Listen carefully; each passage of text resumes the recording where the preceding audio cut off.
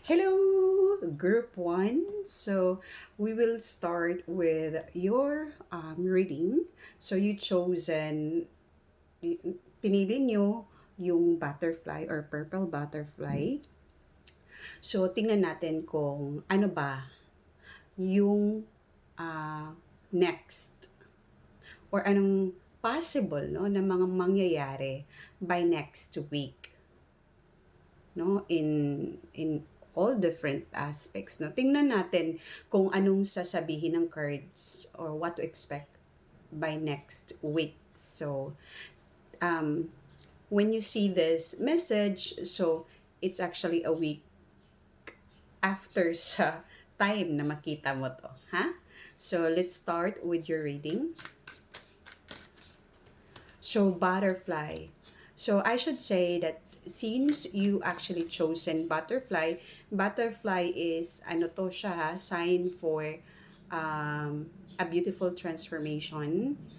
So, possibly that you are actually aiming or you have that goal to transform yourself physically, no? Or transforming something or a creative, no, creative na plans. Okay, so let's see anong sasabihin ng cards for you.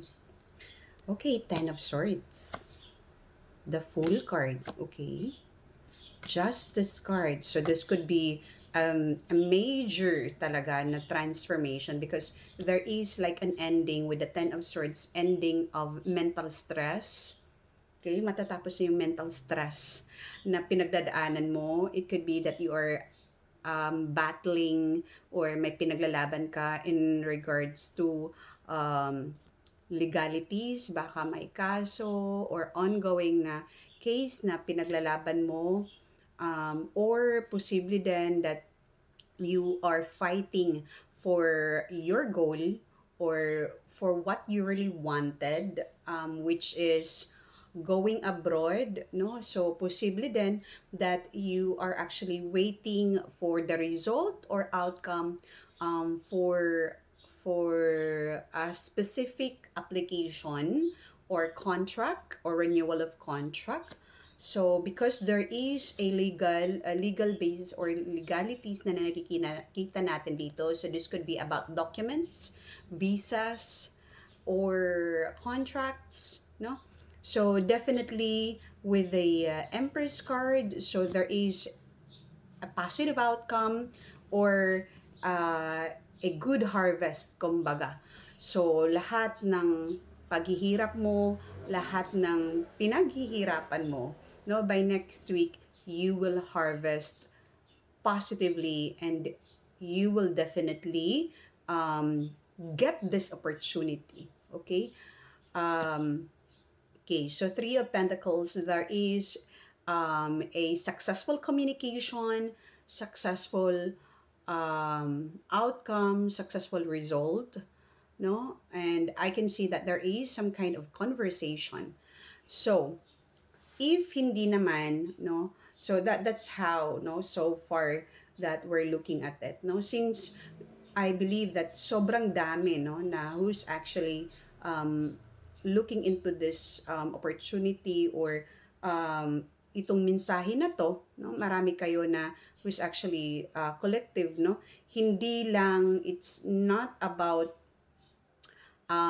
legalities or there is a possibility, no, na by next week you will be talking, no, or my marriage proposal with para kasing may LDR, no, it could be na possible, no, na foreigner siya, foreigner yung partner mo, or kung hindi foreigner, could be nasa abroad nagtatrabaho.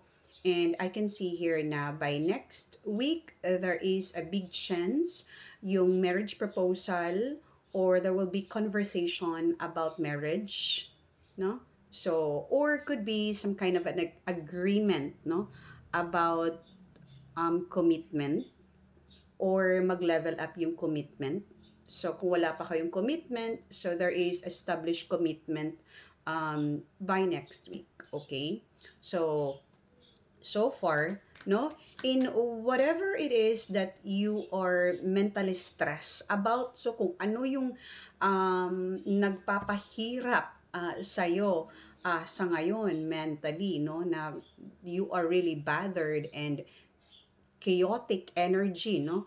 Matatapos na tong sakit ng ulo, no? Matatapos na tong sakit ng ulo by next week, because by next week there is really um, a fresh and beginning, a new start, and ano to, this is actually the outcome, no, the outcome of all the efforts that you have put in for the previous months, weeks, no.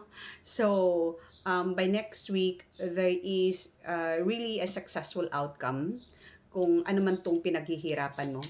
So you will harvest, no, you will harvest a good result next week. Okay, so there could be renewal of contract, possible renewal of contract, or possibly na may level up of commitment or relationship. So, or possibly din that there is kasalan. So, possible may kasalan na mangyayari next week. So, or marriage proposal. Possibly din, no, na there is contract signing. So, if you're expecting something like a transformation into your career, so there is a positive outcome, and this is your winning moment, kumbaga, no? Group 1, okay? So, okay, rooster, chain, elephant, and fun. Okay, so rooster, so I can see here with the message na an arrogant, boastful person you should not cross. So, if in case na by next week, possible baka may mamimit kang person or kilala mo na to na dapat iwasan mo talaga. So, kung alam mo na ganito talaga yung personality niya, na arrogante siya, or na mahirap, no? Mahirap i-challenge tong type na person na to. So, iwasan mo na. Okay? So, chain. So, chain, I should say, chain of events that will affect your life. So, marami, no? Maraming pagbabago na mangyayari next week. So, most probably, no, na may isang huge change na magmamaterialize next week, at itong malaking pagbabago na to could transform your life forever.